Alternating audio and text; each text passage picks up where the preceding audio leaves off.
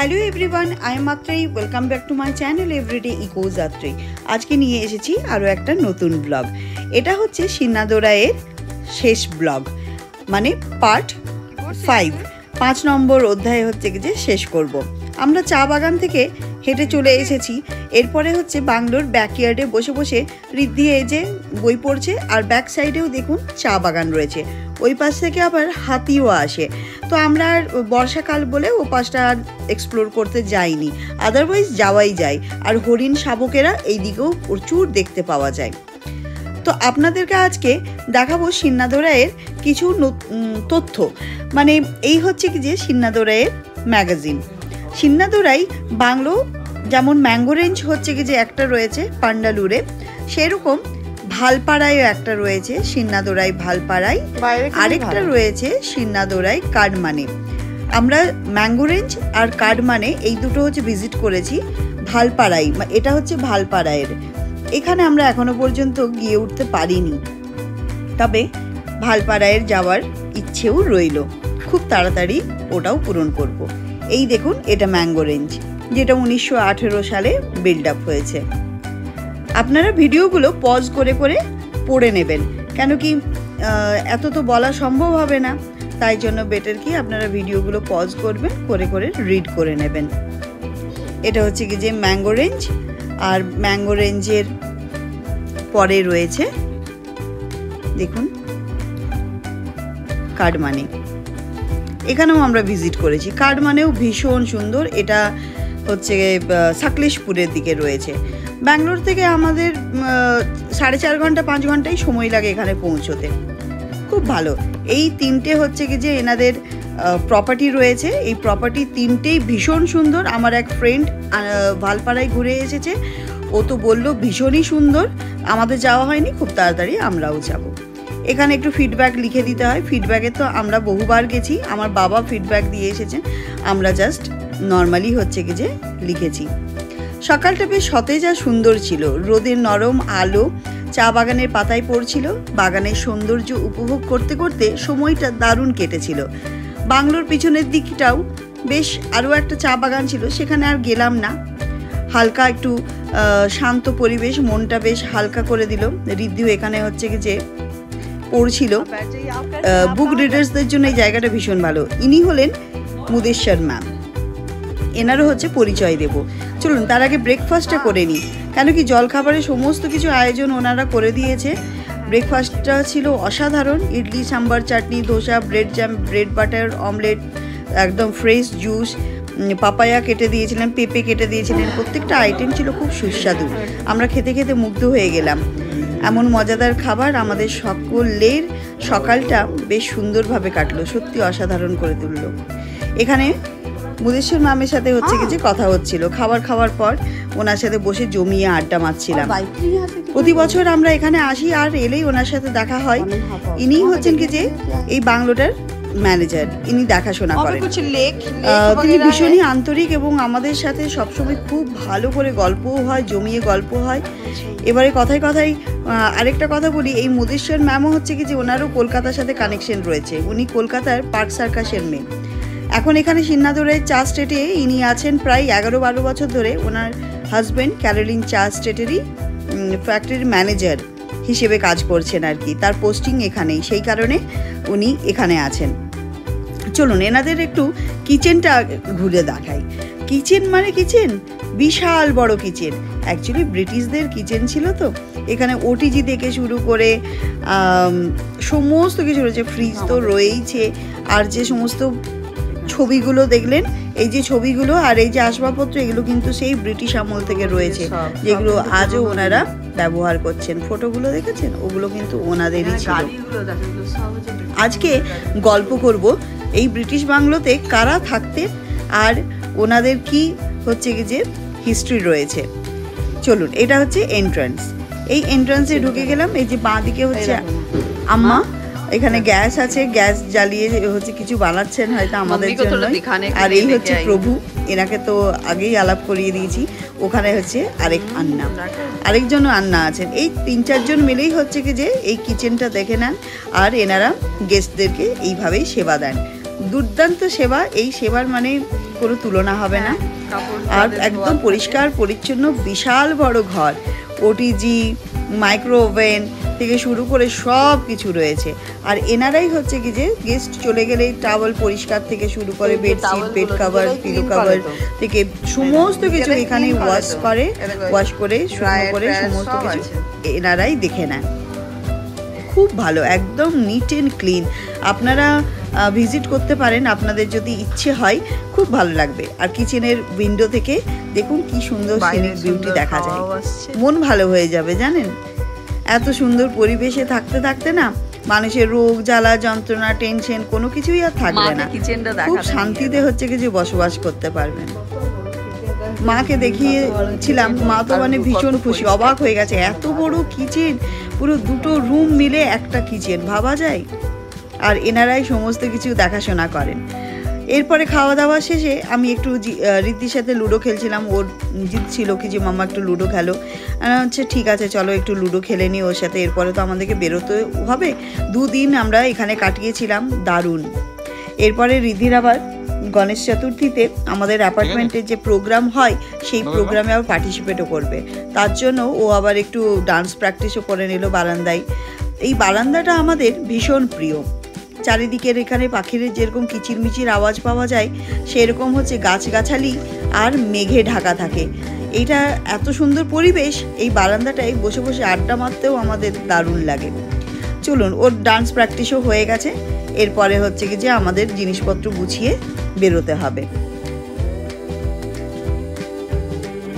আপনাদের জানিয়ে রাখি, এই 3টে রুমের মধ্যে, এই বাংলোর 3টে রুমের মধ্যে 3টে এইরকম ধরনের ফাইল আছে, যে ফাইলে এই ব্রিটিশ বাংলোর হিস্ট্রি লেখা আছে। আর কে লিখেছেন বা কারাই বা থাকতেন, কোন ব্রিটিশ ফ্যামিলি এখানে থাকতেন, থেকে গেছেন, তাদের হিস্ট্রি, তাদের মেমোরিজ, তাদের সমস্ত কিছু এই যে এখানে লেখা আছে। আপনারা ভিডিওটা পজ করে করে পড়ে নেবেন, আমি একটু জাস্ট জিস্ট করে বলে দিচ্ছি, সারাংশ বলছি। যখন Periya agro company land acquire করেছিলেন দেওয়ালা আর প্যান্ডালুরে, তখন হচ্ছে কি যে এই টি বাগানের চাষ আরম্ভ হয়েছিল 1916 থেকে 1918 এর মধ্যে।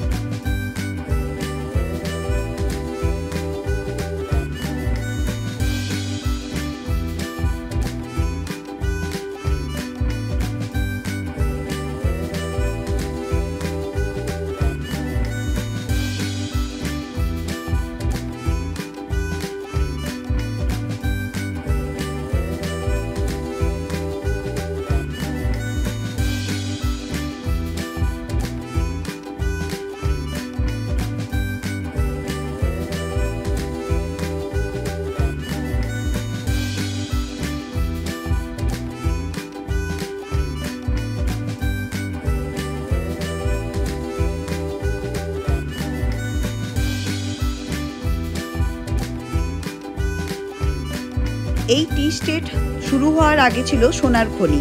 সোনার খনির সোনা যখন কম হতে থাকে তখন ব্রিটিশরা চা বাগানের ওপর নজর দেন। আর ভারতের স্বাধীন হওয়ার আগে দ্বিতীয় বিশ্বের যুদ্ধের সময় ডেনিস জার্ভেস উনি আর্মিতে ছিলেন, আর অফিসার ট্রেনিংয়ের জন্য উনি ব্যাঙ্গালোরেও এসেছিলেন। তারপরে জাপানিজদের সাথে লড়াই করার জন্য কোহিমা আর ইম্ফলে পাঠিয়ে দিয়েছিলেন। তখন ওনার বয়স ছিল 19 বছর। যখন দ্বিতীয় বিশ্বযুদ্ধ শেষ হলো আর পার্টিশনের সময় নর্থ ইন্ডিয়াতে পোস্টেড ছিলেন। তারপরে উনি চলে গেলেন ইউকেতে, ইংল্যান্ডে ফিরে গেলেন, আর ভারতে তখন স্বাধীন হয়ে গিয়েছিল। তারপরে 1948-এ বিবাহিত জীবন শুরু করেন, আর তার 1 বছর পর জন্ম হয় ভিভিয়ান, তার একমাত্র কন্যা।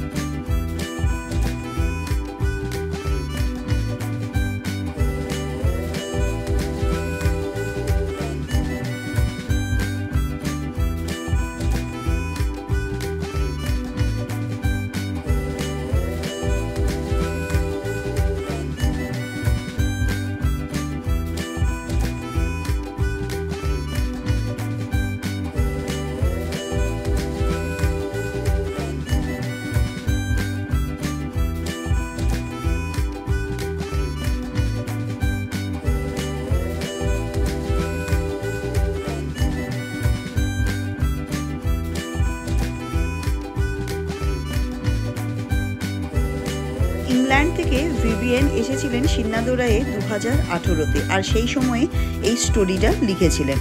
এবং সেই সময় উনি ওনার বাল্যকাল থেকে শুরু করে তার ফ্যামিলি হিস্ট্রি সমস্ত কিছু এখানে লিখে দিয়ে গেছেন। এখন ওনার বয়স হচ্ছে 75 ইয়ার্স ওল্ড, 75 বছর। ডেনিস জার্ভেস মানে ভিভিয়ানের বাবা, ওনার খুব ইচ্ছে ছিল ভারতে এসে এখানে সেটেল হওয়ার, তাই টি প্ল্যান্টারের একটা জব অ্যাপ্লাই করেছিলেন ইংল্যান্ড থেকেই।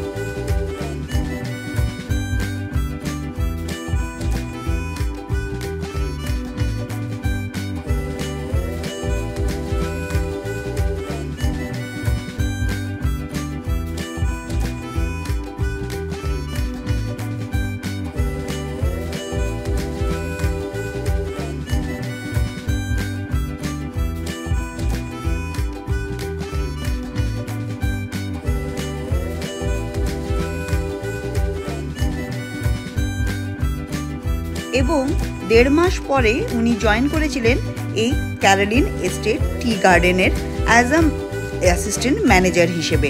তার কিছু মাস পরে ওনার ওয়াইফ এবং ভিভিয়েনকে সিন্নাদোরায় ডেকে নিয়েছিলেন। ভিভিয়েন তখন অনেকই ছোট, প্রায় 1 বছর বয়স হবে বা তার থেকেও কম। জাহাজে করে এসেছিল ভারতে, আর এই ক্যারোলিন বাংলোতেই ওনারা উঠেছিলেন এবং ওনাদের এটা ফার্স্ট হোম হয়েছিল। ভারতের প্রথম ঘর হয়েছিল এই ক্যারোলিন বাংলো, আর এই ক্যারোলিন বাংলোই সিন্নাদোরাই বাংলো নামে পরিচিত। সিন্নাদোরাই মানে লিটল ম্যানেজার, অ্যাসিস্ট্যান্ট ম্যানেজার। এটা তো আপনাদেরকে আগেও বলেছিলাম, তামিল ভাষায় সিন্নাদোরাই মানে লিটল ম্যানেজার, অ্যাসিস্ট্যান্ট ম্যানেজার, ছোট ম্যানেজার বলে। 1953 সময় ওনার বাবা অন্য টি স্টেটে চলে যান, মানে ট্রান্সফার হয়ে যায়। কিন্তু ভিভিয়েনের ছোট্টবেলাটা এই সিন্নাদোরাই বাংলোতেই কেটেছে এবং উটির বোর্ডিং স্কুলে উনি পড়াশোনা করতেন এবং ফ্লুয়েন্টলি তামিল ভাষাও উনি বলতে পারতেন। লাস্ট ভিজিট উনি 2018 সালে করেছেন। ওনার একটা ট্রাভেল এজেন্সি আছে যেটা সাউথ ইন্ডিয়ার জন্য ট্যুর অ্যান্ড ট্রাভেল অ্যারেঞ্জ করেন। কোম্পানির নাম জার্ভিস জার্নি। ডেনিস জার্ভিস মানে ভিভিয়েনের বাবা, তার শেষ বয়সে উনি কিন্তু ইংল্যান্ড থেকে আবার সিন্নাদোরায় এসেছিলেন। সিন্নাদোরায় এসেই উনি 2012 সালে প্রাণত্যাগ করেছিলেন।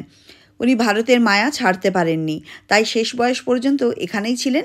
আর ওনার মেয়ে লাস্ট ভিজিট করেছিলেন 2018-তে। ওনারাও প্রত্যেক বছর আসতেন, কিন্তু লাস্ট ভিজিট 2018-তে। তখন উনি এই মানে স্টোরিটা লিখেছিলেন। কি সুন্দর না? মুদেশ্বর ম্যামকে বলেছি উনি যদি আবারও আসেন আমাদেরকে একবার জানাতে, আমরা মানে ওনার সাথে মিট করার জন্য অপেক্ষায় রইলাম। চলুন আপনাদেরকে একটা খুব সুন্দর অ্যালবাম দেখাই, মেমোরি। এই দেখুন, এটা হচ্ছে ডেভিস জার্ভিসের ওয়াইফ, আর এটা হচ্ছে ভিভিয়েন। পাশে যে মেয়েটি আছে, আর তার একটা ছোট্ট ভাই ছিল, যে ভাইটা এই ইন্ডিয়াতেই মারা গিয়েছিল। আর এখানে দেখুন ডেভিস জার্ভিসকে দেখতে পাবেন অ্যাজ আ আর্মি ম্যান, উনি ছিলেন আর্মিতে। এখানে দেখুন ভিভিয়েন আর ডেভিস জার্ভিস আর ওনার ওয়াইফ। আর এটা হচ্ছে পুরনো সিন্নাদোরাই, যখন ওনারা এখানে থাকতেন সেই সিন্নাদোরাই। দেখুন সিন্নাদোরাইয়ের সামনে, বাংলোর সামনে ওনাদের ছবি। কি সুন্দর মেমোরিজ না? এই দেখুন ভিভিয়েন, সিন্নাদোরাই বাংলোর সামনে তোলা এই ছবি। আর তখন থেকে একটা গাছ এখনও পর্যন্ত আছে, সেই গাছটার ছবিও আপনাদেরকে দেখাবো। ভিভিয়েনের ভাই এখানে পোলিওতে আক্রান্ত হয়ে মারা গিয়েছিলেন এখানে। তারপরে ওনারা মানে ইংল্যান্ডে চলে যান। এই দেখুন ওনার বয়স, তখন বয়সকালে সিন্নাদোরায় এসেছিলেন ডেভিস জার্ভিস। দেখুন একটা কালার ফটো আছে, বাকিগুলো সব ব্ল্যাক অ্যান্ড হোয়াইট ফটো। চলুন, দারুণ মেমোরি। এই দেখুন প্রভু আমাদেরকে দিয়ে দিল ক্যালোলিন ফ্যাক্টরির থ্যাংক ইউ টি। এরকম আমাদেরকে 2টো বক্স হচ্ছে কি যে দিয়েছে, যারাই গেস্ট আসেন তাদেরকেই এটা গিফট হচ্ছে কি যে দেয় ওনারা। খুব ভালো খেতে হয় ওনাদের চা। চলুন এবার বাড়ি ফেরার সময়ও হয়ে গেছে, অনেক দূর রাস্তা এবার যেতে হবে। লাগেজগুলো সব ওনারাই হেল্প করে দিলেন রাখার জন্য। আর আমি নিয়েছিলাম কিছু প্ল্যান্ট। এখানে এলেই আমি এখান থেকে কিছু কিছু প্ল্যান্ট হচ্ছে কি যে নিয়ে আসি। আম্মাকে খুব মিস করছে। এই দেখুন প্ল্যান্ট আসছে আমার এখানে। জিয়া আবার একটু বদমাইশি করছে আর কি, বদমাইশি টানমাইশি করে মোটামুটি আমরা সব প্যাকিং ট্যাকিং করছিলাম, সেই সময় ওই সমস্ত বদমাইশি করছিল।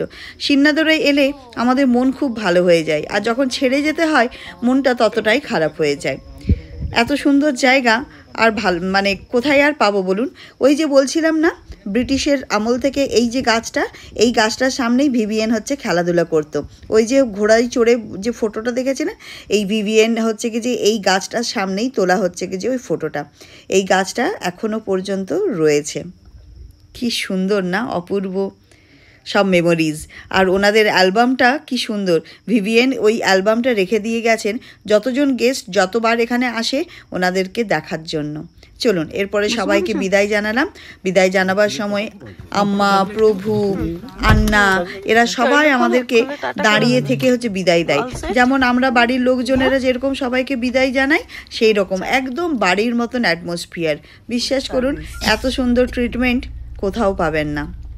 এই দেখুন আম্মা আসছে, থ্যাংক ইউ, বাই বাই। এইভাবেই হচ্ছে কি যে ওনারা বিদায় জানান। আবার আসবেন, আবার আসবেন। হ্যাঁ আবার আসবো, সত্যি আবার যে কবে আসবো সেটাই ভাবছি। এই ভাবতে ভাবতে বেরিয়ে পড়লাম আমাদের বাড়ির উদ্দেশ্যে। চলুন বেরিয়ে পড়েছি বাড়ির উদ্দেশ্যে। আর বাই বাই করে দিলাম সিন্নাদোরাইকে। আবার কবে আসবো জানি না, দেখতে মনে হয় কি যে অনেক শর্ট ডিস্টেন্স, যখন ইচ্ছে হবে চলে আসবো, কিন্তু সেটা হয় না। যাই হোক, এইবার বাবা মার জন্য হচ্ছে সিন্নাদোরাই আরেকবার ঘোরা হয়ে গেল, এরপরে দেখা যাক কবে হয়। চলুন। চা বাগানের শীতল বাতাস, বাংলোর আরামদায়ক পরিবেশ আর সুস্বাদু খাবার সব মিলিয়েছিল অসাধারণ। আমার মা বাবাও খুব আনন্দ করেছে, খুব ভালো লেগেছে ওনাদের। 3 বছর ধরে ওনাদেরকে এই জায়গাটা দেখানোর জন্য ব্যস্ত হয়ে যাচ্ছিলাম, এইবার বুকিং করে নিয়ে চলেই এলাম শেষ পর্যন্ত। সিন্নাদোরের ওই চা বাগানগুলোর থেকে একটা রাস্তা ওপরের দিকে উঠে যাচ্ছে, ওই রাস্তাটা হচ্ছে মুথাঙ্গা কেরালা বর্ডার। পান্ডালুর হচ্ছে এমন একটা জায়গা রয়েছে তামিলনাড়ু আর কেরালা বর্ডারের মধ্যেখানে সিন্নাদোরাই। তাই আমরা এখন যে রাস্তা দিয়ে যাচ্ছি সেটা হচ্ছে মুথাঙ্গা কেরালা বর্ডার। কেরালার উপর দিয়ে যাচ্ছি, বেশ এখন কিছুটা সময় লাগবে, তারপরে আমরা পৌঁছবো। এখন আমরা কেরালার উপর দিয়ে যাচ্ছি, কি সুন্দর লাগছে দেখুন। বর্ষাকাল, কেরালা আরও যেন সবুজে সবুজ হয়ে আছে, দেখতে ভারী সুন্দর লাগছিল। মুথাঙ্গা ক্রস করার পরেই আসবে কর্ণাটকা বর্ডার। কর্ণাটকা বর্ডার এলেই হচ্ছে কি যে আমরা পেয়ে যাব বাঁদিপুরের আরেকটা হচ্ছে কি যে অন্য সাইডের ফরেস্ট এরিয়া, কিন্তু অন্য সাইডের। চারিদিকে বেশ ভালো লাগছে। কেরালাতে যে আছি তাই দেখুন হাতি দেখতে পেয়েছি, হাতিটাও যে এত সুন্দরভাবে দেখতে পাবো মাহুতের সাথে, কি সুন্দর হচ্ছে যে পোষা হাতি আসছে দেখুন, দেখেও খুব ভালো লাগছে। দেখেই তাই মনে হচ্ছিল আমরা কেরালাতে আছি। এই দেখুন, এখানে হচ্ছে কি যে পুলিশের চেকপোস্ট, এই চেকপোস্টটা পার হলেই এরপরে কর্ণাটকা বর্ডারে আবার হচ্ছে বাঁদিপুরের মধ্যে দিয়ে আমরা এগিয়ে যাব। রাস্তাঘাটগুলো ছিল দুর্দান্ত, মানে ফুল আর লতাপাতা আর সবুজের সমারোহ, এত সুন্দর লাগছিল। জার্নি করতে এতটুকু টায়ার্ড মনে হয়নি। আমরা প্রথমে মাইসোর যাব, মাইসোরে খাওয়া দাওয়া করব, সেটার একটা আলাদা করে ব্লগ বানাবো। এখন মাইসোর পর্যন্ত পৌঁছই, সেই পর্যন্তই ব্লগে রাখবো, আদারওয়াইজ ব্লগগুলো খুব বড় হয়ে যায় আর আপনারাও বিরক্ত হয়ে যাবেন। এই দেখুন, এখানে চলে এসেছে কর্ণাটকা বর্ডার। এখানে আবার 30 টাকা দিয়ে একটা টিকিট কাটতে হয়েছে। টিকিট কাটার পর তারপরে এখন আমরা যাচ্ছি বাঁদিপুরের এটা একটা পার্ট আর কি, ওই ফরেস্টেরই পার্ট। এখানে একটা হাতিও দেখবেন। একটা হাতি হচ্ছে কি যে পোষা হাতি মনে হয়, বনের হাতি বলে তো মনে হলো না, পোষা হাতি দেখে মনে হলো। গলায় আবার ঘন্টিও ছিল। খুব ভালো লাগছিল, জার্নিটা এত সুদিং ছিল আর এত আরামদায়ক। গল্প করতে করতে 2 দিন আমাদের সিন্নাদোরায় কিভাবে কেটে গেল সেই গল্প করতে করতেই আমরা এগিয়ে গেলাম। তারপরে মেন রোডে উঠে যাব, মাইসোরের মেন রোড। এই দেখুন সেই হাতিটার কথা বলছিলাম। চলুন, আমার ব্লগটা যদি ভালো লেগে থাকে না, একটা লাইক, শেয়ার, সাবস্ক্রাইব আর কমেন্ট অবশ্যই করবেন। আর আপনাদের কাছে অনুরোধ রইল অবশ্যই সিন্নাদোরাই ভিজিট করবেন, খুব ভালো লাগবে। সিন্নাদোরাইয়ের মানুষজন যেমন ভালো, পরিবেশও ততটাই সুন্দর। এই হাতি দেখতে দেখতে আমরা এগিয়ে গেলাম। আর রাস্তার ধারে খুব ফুলের চাষ হয়েছে। এখানে দেখুন গাঁদা, বাটন ফ্লাওয়ার্স, খুব চারিদিকে যেন মনে হচ্ছে কমলার রঙকেও ঢেলে রেখে দিয়েছে। কেরালার এই বিউটি দেখতে দেখতে আমরা পৌঁছে গেলাম হচ্ছে মাইসোর রোডে, হাইওয়েতে। এরপরে মাইসোর রোড পৌঁছে গিয়ে হাইওয়েতে অনেকটা দূর যেতে হবে, তারপরে আমরা দুপুরবেলা খাওয়া দাওয়া করে আবার হচ্ছে বাড়ির দিকে রওনা হব। চলুন তাহলে ব্লগটা এখানেই শেষ করছি। ভালো লাগলে একটা লাইক, শেয়ার, সাবস্ক্রাইব করে দেবেন, কমেন্ট অবশ্যই করবেন। আবার দেখা হবে নতুন একটা ব্লগের সাথে। Ta ta, bye bye, thank you so much.